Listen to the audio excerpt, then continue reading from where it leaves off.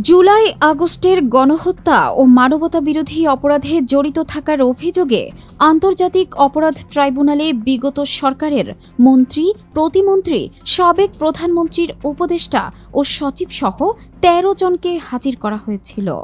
এসব ব্যক্তিকে ট্রাইব্যুনালে হাজির করার সময় তাদের ২-১ জন ছাড়া কারো আত্মীয়-স্বজনের উপস্থিতি লক্ষ্য করা যায়নি। আর যারা এসেছিলেন তারাও পরিচয় দিতে চাননি। লজ্জায় মুখ লুকিয়ে আদালত প্রাঙ্গণ ছেড়েছেন কেউ কেউ। সোমবার ১৮ নভেম্বর সকাল থেকে দুপুর পর্যন্ত আদালত প্রাঙ্গণে অবস্থান করে এমন তথ্য জানা গেছে।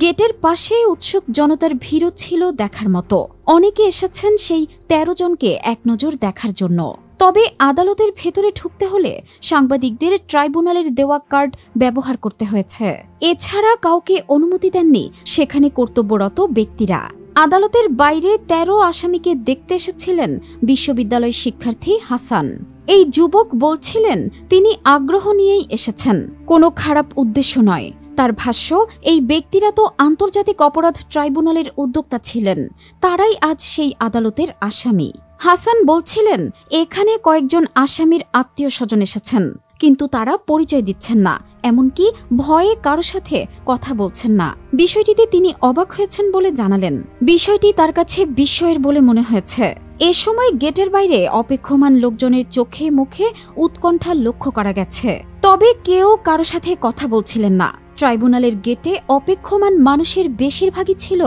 উৎসুক জনতা। তাদের মধ্যে কয়েকজনের আত্মীয়-স্বজনও ছিল, তবে তারা কেউ পরিচয় দিতে চাননি। পরিচয় না দিলেও তাদের মুখ ও আচরণ দেখেই বোঝা যাচ্ছিল।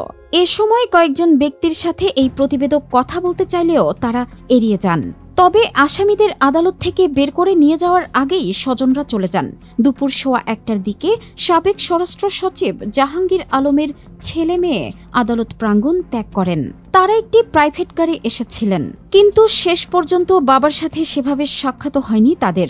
যাওয়ার সময় জাহাঙ্গীরের সন্তানদের বিষণ্ণ দেখাচ্ছিল।